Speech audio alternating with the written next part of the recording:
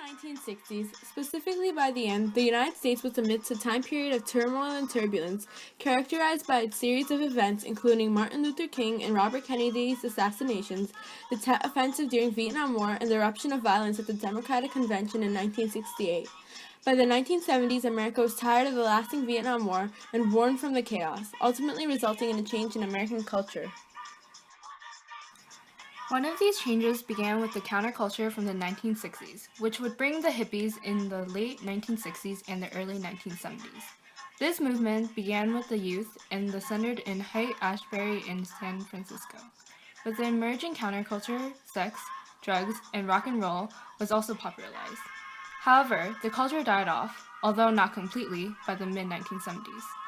The counterculture died off most probably because most of these hippies began settling into mainstream society and starting their own families, eventually resulting in a new group called yuppies in the 1980s, and also began the hippies' rally for peace was fulfilled with the conclusion of the Vietnam War. Some names that were made famous by the culture were several rock and roll and punk musicians, including John Lennon, the Beatles, and the Rolling Stones. Another person publicized in the 1970s through the counterculture was Charles Manson, who exemplified the hippie culture, convinced some to commit murder, and was later put on trial. There was also a change in the civil rights movement that had begun years earlier. Many minority groups began fighting for social equality by embracing cultural nationalism. African Americans focused on culture rather than political action for social change, bringing a sort of counterculture marked by afros. Mexican Americans, on the other hand, began taking a more activist approach, led by Cesar Chavez and Dolores Huerta. The young activists in this group called themselves Chicanos and Chicanas, and they created brown power to challenge discrimination and create political action. Native Americans also began forming cultural nationalist beliefs by lobbying for more rights and resources to strengthen their culture. In 1975, Congress passed Indian Self-Determination and Education Assistance Act, in response to the activists which allowed the government to give grants to certain tribes. However, conditions for them were still poor. All these minority groups did have some success when the government began implementing the Affirmative Action Program, which set in place quotas for employers, upheld by the Constitutional Court case Regents of University of California versus Bake. Major social change was in youth suffrage when the 26th Amendment lowered the voting age to 18 from 21. The rally to lower the voting age began during Dwight D. Eisenhower's presidency when the age for the draft was revised to 18. The proponents of the amendment argued that the voting age should be lowered due to the Vietnam War, in which young men who were ineligible to vote were fighting for their lives, and yet did not even have the right to voice their opinion by electing congressmen. The slogan, "Old enough to fight, old enough to vote," was popularized, and finally in 1971, the voting age was amended. After women had earned the right to vote, the women's movement slowed down. However, in the 1970s, the nation faced the rebirth of feminism.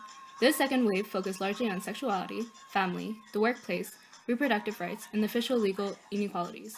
The movement began in the 1960s after Betty Friedan's feminine mystique and continued with the creation of the National Organization for Women, NOW, which was a more liberal group made up of professionals whose goal was to enforce the Civil Rights Act. A more radical movement also began during this time period. These women believed in personal politics and protested against the Miss America pageant led by Robin Morgan in 1968. Both radicals and liberals achieved an increase in women's rights. Some achievements in the movement included Roe v. Wade court case, which was legalized for abortion. A new amendment, an Equal Rights Amendment written by Alice Paul and Crystal Eastman, was also proposed but failed to pass in part because anti-feminists, led by Phyllis Schlafly, argued that the amendment allowed women to be drafted in the military. All in all, the 1970s was a thriving time period for the women's rights movement and resulted in increased rights and a change of. The New Right movement was a combination of conservative politics and the born-again Christian religion.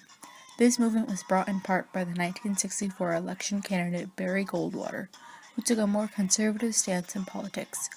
Fundamental televangelists like Jerry Falwell believed in the literal interpretation of the Bible and became famous.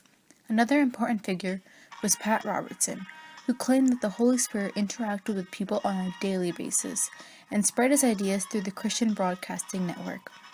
Many of these more religious, conservative Americans began supporting the New Right, eventually leading to the rise of Ronald Reagan.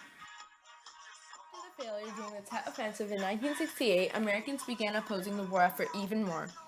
In late January of 1968, a few weeks before the offensive, only 28% of the population was against the war. This group was known as Doves. However, a few weeks after the offensive, the Doves outnumbered the Hawks, or supporters of the war. The offensive ultimately showed that the government was telling the public false information about the war. The public, as well as the soldiers fighting for their lives, began to object. In Vietnam, the incidents of fragging or murdering of officers by the troops grew and suicide rates increased. At home, Americans protested peacefully. However, there were incidents of violence at Kent State University where 4 students were killed during a protest against the bombing of Cambodia. 11 days after that, a group of student protesters at Jackson State University were confronted by the police who opened fire, killing 2 students and injuring several others. All in all, as people saw the failure in Vietnam, they began protesting it until the war ended in 1973.